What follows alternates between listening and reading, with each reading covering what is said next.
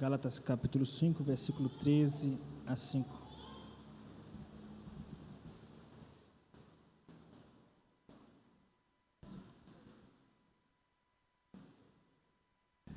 Porque vós, irmãos, fostes chamados à liberdade, porém não useis da liberdade para dar ocasião à carne. Sede antes servos uns dos outros, pelo amor. Porque toda a lei se cumpre em um só preceito, a saber, amarás o teu próximo como a ti mesmo. Se vós, porém, vos mordeis e devorais uns aos outros, vede que não sejais mutuamente destruídos. Vamos orar, meus irmãos. Senhor nosso Deus, nós queremos te agradecer pelo privilégio de ouvir a Tua palavra. Nós cremos em Tua misericórdia, em Tua graça. Evidencia mais uma vez o Teu amor para conosco, para com a Tua igreja, em nome de Jesus. Amém. Meus queridos irmãos, nós temos presenciado um grande número de pessoas que têm saído das igrejas, que têm desistido da igreja cristã. A este movimento, nós ultimamente temos dado o nome de movimento dos desigrejados. Nós podemos perceber que esse fenômeno, ele tem como uma das causas, meus irmãos, pessoas magoadas, pessoas feridas com a igreja, pessoas decepcionadas com a igreja. É comum nós ouvirmos de pessoas que dizem: eu saí da igreja porque a igreja é um lugar de pessoas difíceis, a igreja é um lugar de pessoas falsas, de pessoas hipócritas, o que não é mentira, verdade, lugar de pessoas traidoras. Ora, o núcleo da igreja de Jesus, que foram os 12 discípulos, tinha um traidor. O núcleo da igreja de Jesus Cristo, que foram os 12 discípulos. A igreja, o povo de Deus, desde o Antigo Testamento, é uma igreja imperfeita, a começar pela família de Jacó, em que os irmãos venderam José, a começar por toda a história de Israel, onde um rei tentava suplantar o reinado do próximo rei, ou do rei vigente, e assim vinham as discórdias. É tanto que Israel mal se tornara uma nação unificada, que logo teve que experimentar uma divisão no reino de Israel. A imperfeição da igreja, ela é escancarada no Novo Testamento. A Bíblia não faz questão de esconder as imperfeições e as rugas da igreja. Se você ler as cartas de Paulo às igrejas do primeiro século, você vai perceber a quantidade de imperfeições, de defeitos que havia na igreja, problemas graves de relacionamento. Então, quando os desigrejados dizem: eu saí da igreja porque eu estou decepcionado com a igreja, porque a igreja é cheia de pessoas imperfeitas, eles estão corretos na análise e no diagnóstico de que a igreja é uma igreja cheia de pessoas imperfeitas. Esta igreja não é diferente, a começar por você e a começar por mim. A igreja é repleta de pessoas imperfeitas. O que nós precisamos, meus irmãos, na verdade, e o que os desigrejados precisam, é resgatar o conceito maduro de igreja, o conceito bíblico de igreja.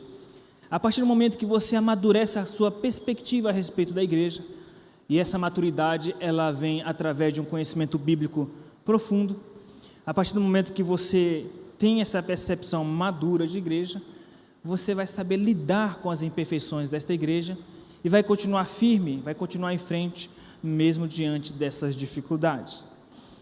Paulo não esconde, inclusive, o defeito da igreja dos Gálatas.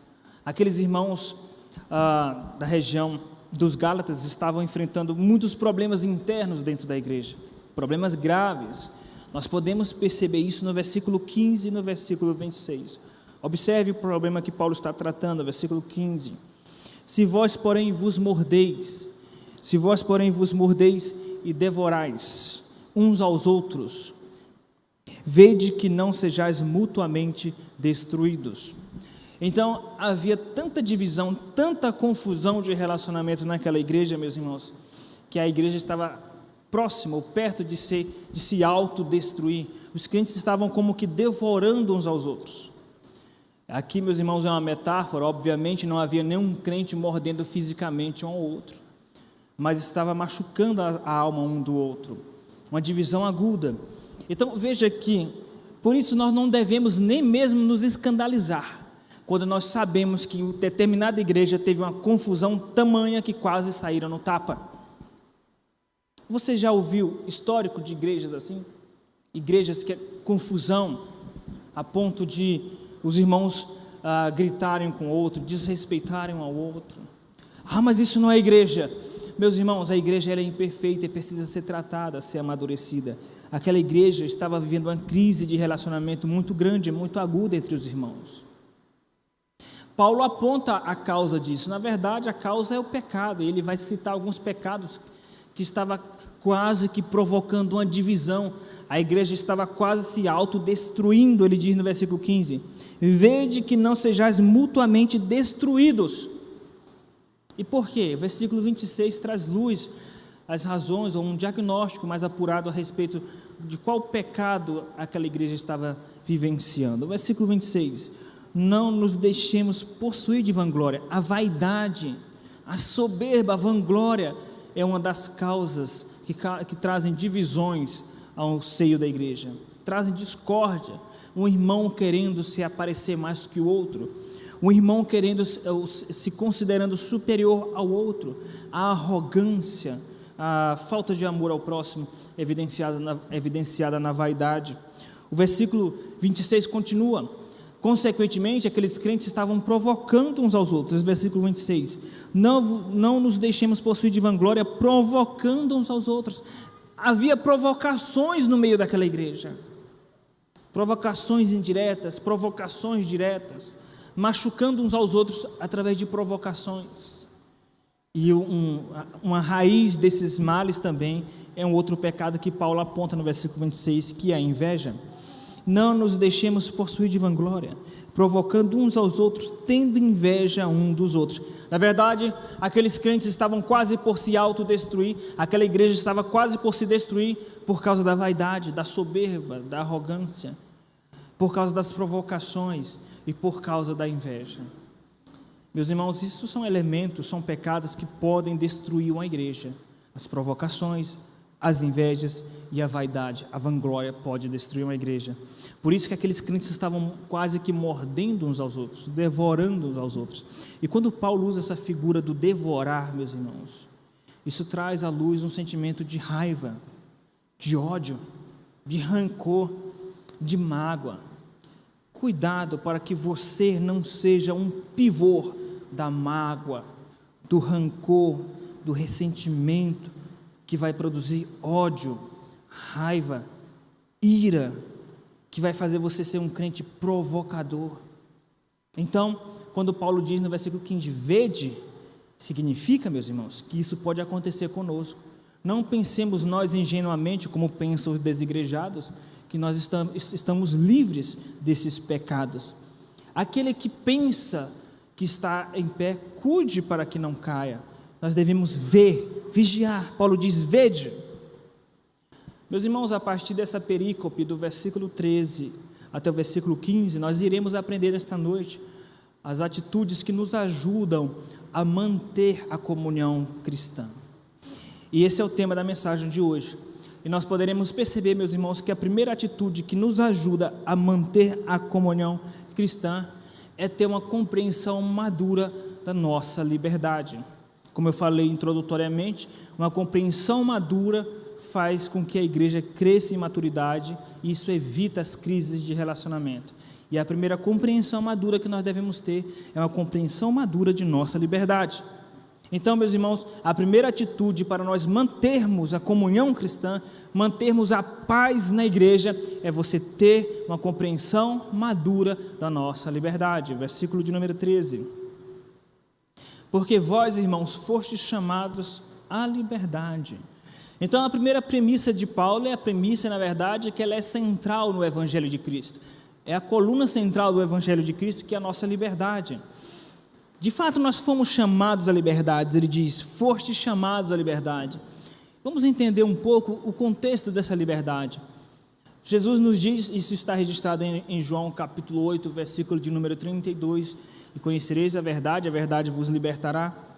Também está escrito no versículo de número 34, todo aquele que comete pecado é escravo do pecado. Se éramos escravos do pecado, nós precisávamos de liberdade, de libertação. Se nós éramos escravos do pecado, éramos condenados à ira de Deus, ao inferno, ao fogo eterno, estávamos debaixo da ira de Deus, estávamos vivendo segundo o curso deste mundo, estávamos mortos em nossos delitos e pecados e vivendo segundo o príncipe da potestade do ar, que é Satanás. Todavia, pela graça de Deus, Ele nos salvou, nos libertou, nos transportou do império das trevas para o reino do Filho do seu amor, Colossenses 1,13. Pela graça sois salvos, Efésios capítulo 2, versículo de número 8, justificados pela fé. Então nós temos agora paz com Deus, Ele nos chamou para essa liberdade. Romanos capítulo 6 ressalta que nós fomos livres do pecado, livres da morte, e nos tornamos então escravos de Deus. Meus irmãos, nós precisamos entender que a maravilha em torno do tema da liberdade que nós encontramos em Cristo Jesus é a graça de Deus. Tudo isso Deus nos concede gratuitamente, sem nada pedir em troca, como está escrito em Romanos capítulo 3, versículo 28.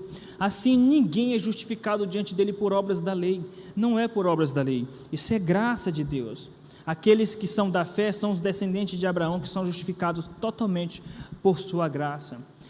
Veja que o último livro da Bíblia enfatiza a graça. Apocalipse capítulo 22, Jesus disse: vinde a mim todos que têm sede, e bebei de graça da água da vida. Então, a salvação é de graça, não importa o que digam por aí. Como eu ouvi recentemente em um sermão fúnebre, a seguinte frase: você tem que se esforçar para entrar no reino de Deus, porque a entrada no céu é por esforço, é por sacrifício. E eu te pergunto, você acha que você, na sua arrogância, vai conseguir ser salvo por seu esforço e sacrifício? A pessoa que defende essa tese, ela é muito presunçosa, é muito arrogante, porque ela acha que a sua pobre vida de consagração é capaz de lhe levar à vida eterna, porque ninguém é rico de consagração a Deus. Até aquele que ora de dia e de noite, que lê a Bíblia toda, que ora de madrugada, que dá os bens aos pobres, até essa pessoa, ela é miserável diante de Deus e merece só a ira de Deus.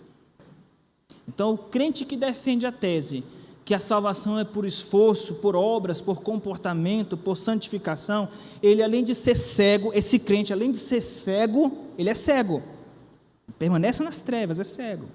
Ah, mas é crente, não, é evangélico, ele é cego. Além disso, de ser cego, ele é presunçoso, porque ele assevera que a sua mísera vida de consagração pode levá-lo a Deus ou à vida eterna. Então nós precisamos entender, meus irmãos, que a salvação é de graça, é pela graça. Na verdade, essa é a maravilhosa notícia, a maravilhosa graça de Deus. E aquele que tem encontro com esta graça, meus irmãos, consegue sentir paz. Como diz o Salmo 4, versículo 8: em paz me deito, logo pego no sono.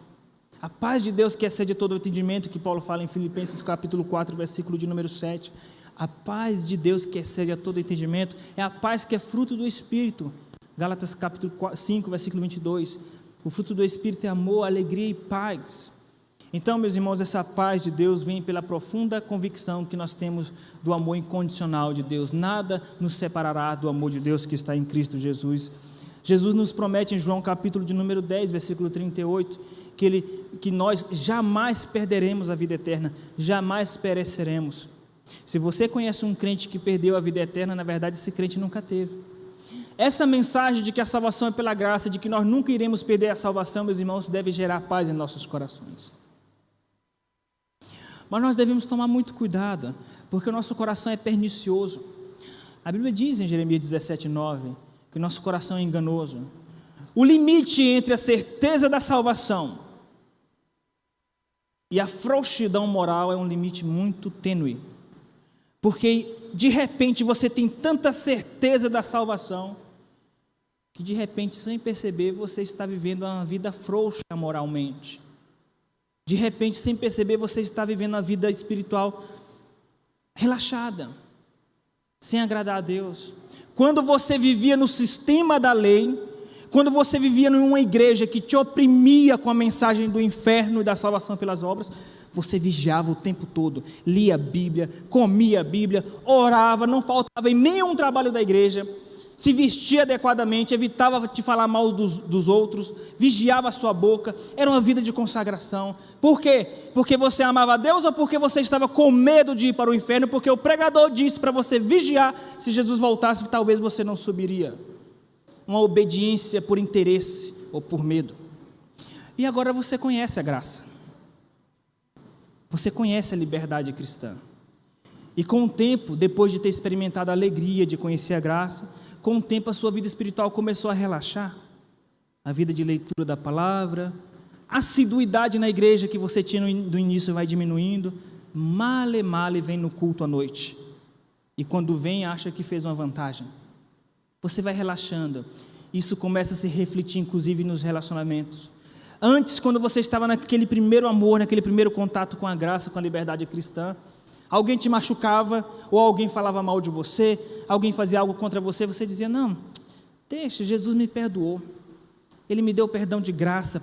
Como eu vou negar o perdão para o meu irmão se eu sou salvo de graça? Mas agora, ninguém pode falar mal de você, ninguém pode fazer algo contra você que você não libera perdão.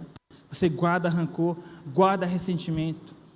Tudo isso significa que você passou da certeza da salvação, você passou da certeza da salvação para abusar da graça de Deus, para abusar da liberdade que você tem em Cristo Jesus.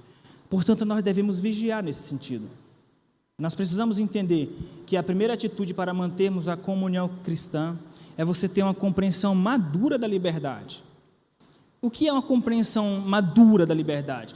Uma compreensão madura da liberdade é quando você entende que você foi chamado para a liberdade, mas que você não deve usar essa liberdade para viver pecando, para viver em ressentimento, em mágoa com seu irmão, ou viver uma vida de imoralidade, sem se libertar dos pecados imorais ou de imoralidade sexual, a fofoca, a dissensão, o ressentimento. Então Paulo ressalta isso no versículo 13, acompanhe comigo. Porque vós, irmãos, fostes chamados à liberdade, porém não useis da liberdade para dar ocasião à carne. Meus irmãos, essa palavra não é para os crentes que vivem com medo de perder a salvação. Essa palavra é para os crentes que advogam para si a certeza da salvação, a certeza da liberdade. O pastor vive dizendo que o crente não perde a salvação.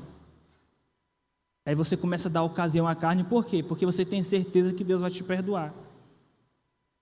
Duas hipóteses. Primeira hipótese, você não é crente. Você entendeu errado a graça. E você não é crente. E Deus nem vai se dar o trabalho de disciplinar, porque Ele não bate no filho dos outros. Você vai receber a disciplina no juízo final. Você não é crente. Vai viver a vida toda na igreja, pintando e bordando, e dizendo, o crente não perde a salvação, e ainda coloca um post no Facebook, o crente não perde a salvação, e você não vai perder porque você nunca teve.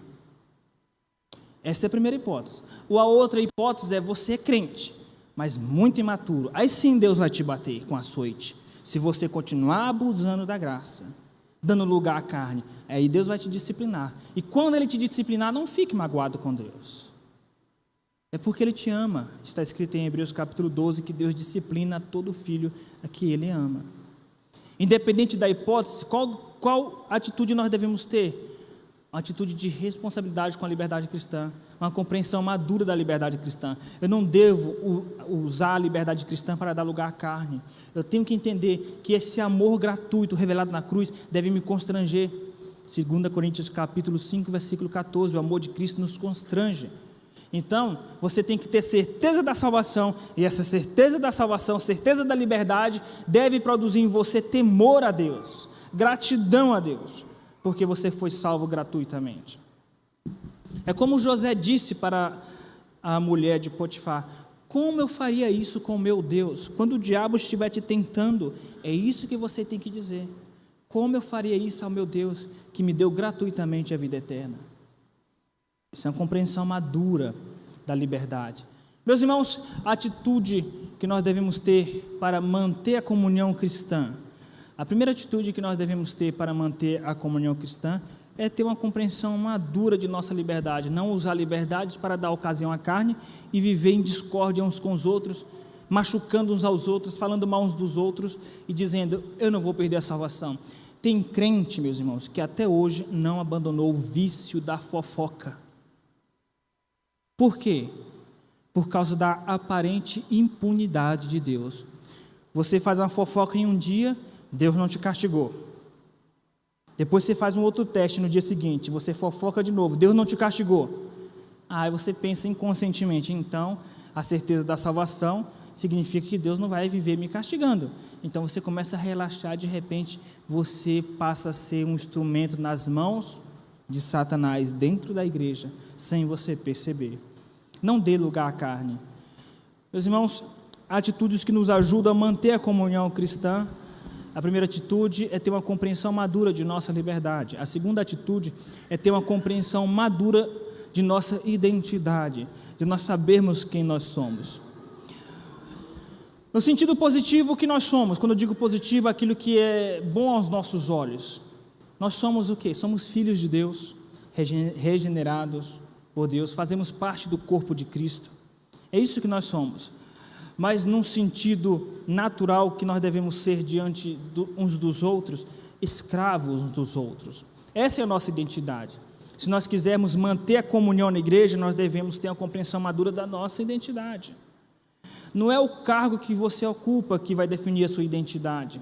Não é o fato de você ser pastor, presbítero, diácono, professor, músico, musicista, evangelista. Não é isso que te define como crente. O que nos define como crentes não são nossas funções, nossas atribuições na igreja. Porque existem crentes que quando tomam posse de uma função, de uma atribuição, você o desconhece. Duas coisas mudam um ser humano, na verdade revelam um ser humano: dinheiro e poder. E às vezes você está lá quietinho no banco, servindo a Deus ali, mas de repente quando você recebe atribuições na igreja, aquilo vai gerando soberba, arrogância, e você começa a destratar os seus irmãos em Cristo, ou a olhar de cima para baixo. O que nos define como crente não são nossas atribuições, nossas funções, mas aquilo que nós somos no corpo de Cristo. Então qual é a nossa identidade no corpo de Cristo? Escravos. Versículo 13: porque vós, irmãos, fostes chamados à liberdade, porém não useis da liberdade para dar ocasião à carne. Sede antes escravos uns dos outros pelo amor. Meus irmãos, que infelicidade cometeu o tradutor ao traduzir a Bíblia para o português, traduzia a palavra doulos sempre pela palavra servos, ou aliás, quando diz respeito a pecado, ele traduz como escravo, mas quando diz respeito à relação com Deus ou uns com os outros, ele não traduz como escravo, ele traduz como servo, que é uma palavra mais suave. Mas na verdade a palavra é escravo, e é isso mesmo que a Bíblia diz: nós somos escravos uns dos outros. O que significa isso? Que jamais deveríamos olhar para o outro com olhar de superioridade, até porque o motivo principal das discórdias entre os crentes é o olhar de superioridade. Você não admite que alguém te machuque, que alguém fale mal da sua imagem, que alguém destrua a sua imagem, você não admite. E na verdade, meus irmãos, quando eu digo você não admite, no sentido de que você quer devolver na mesma moeda. É claro que você tem a responsabilidade, o dever e o direito de reparar os prejuízos que alguém fez com a sua imagem. Isso não é anticristão. Se alguém falou mal de você de maneira injusta, não é errado você tentar reconstituir. Não é bem assim, deixa eu me defender. Não é errado você se defender. Todavia, não é isso que acontece no geral. No geral, você quer devolver na mesma moeda, ou às vezes pior, porque por causa da vanglória. Você quer defender a sua imagem por causa da vanglória, porque a sua imagem está acima do amor cristão. Nós precisamos entender, meus irmãos, que uma igreja onde os crentes olham para o outro, considerando o outro superior a si mesmo, meus irmãos, eu digo que é quase certeza que não haverá confusão no meio dessa igreja. Se uma igreja se dividir, se uma igreja tiver confusão, é um sinal de que esta igreja está repleto de crentes arrogantes. Com base em que eu estou dizendo isso? Na palavra de Deus. Ou eu estou aqui pregando ao Corão? O que diz a palavra de Deus no versículo 15? Se vós, porém, vos mordeis e devorais uns aos outros, vede que não sejais mutuamente destruídos. Porque aquela igreja estava quase se autodestruindo. Versículo 26. Não nos deixemos possuir de vanglória, por causa da vanglória. E qual é a solução para aquela igreja? Filipenses capítulo 2, versículo 3. Cada um considerando o outro superior a si mesmo. Nada façais por partidarismo ou vanglória, mas por humildade, considerando cada um os outros superiores a si mesmo. Qualquer conflito, a permanência de um conflito no seio da igreja, é porque ambas as partes não estão querendo abrir mão. E não estão querendo abrir mão, embora use um argumento de uma aparente piedade, mas na verdade é por causa da vanglória, da arrogância, da soberba. Porque a partir do momento que os dois têm um espírito de servo, de escravo, a partir do momento que os crentes olham um para o outro, com a postura de servo, considerando o outro superior a si mesmo, meus irmãos, essa igreja não vai ter problema de relacionamento. Se nós olharmos uns para os outros, reconhecendo a nós mesmos como escravo, se você passar a se enxergar como escravo do seu irmão, se o seu irmão fizer alguma coisa contra você, você vai corrigir seu irmão, mas em amor, porque você vai olhar para ele com um olhar de humildade, não com um olhar de superioridade. Você vai dizer: meu irmão, quero conversar contigo, porque você me feriu, me magoou, me chateou, ou você fez isso comigo, você foi injusto comigo, você fez aquilo, mas o seu espírito, apesar de triste, porque nós somos humanos, a maledicência, a traição, tudo isso nos machuca, a injustiça, a ingratidão, isso vai minando a nossa alma, nós somos humanos. Mas se você tem um espírito de servo, de escravo, mesmo com o coração magoado, entristecido, você vai conversar com seu irmão não com um tom de arrogância, você vai conversar com seu irmão com um tom de humildade. Irmão, estou triste, você me magoou, você fez isso. Meus irmãos, eu tenho certeza que a reconciliação vai ser certa e a igreja vai amadurecer. Mas onde houver vanglória, vaidade, amor às atribuições de evidência, a destruição vai ser certa. Que nós, pela misericórdia de Deus, cresçamos em humildade, considerando uns aos outros superiores a si mesmo.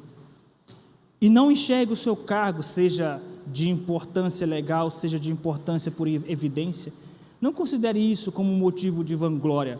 Pelo contrário, devemos servir e lavar os pés uns dos outros, e ter o mesmo sentimento que houve também em Cristo Jesus.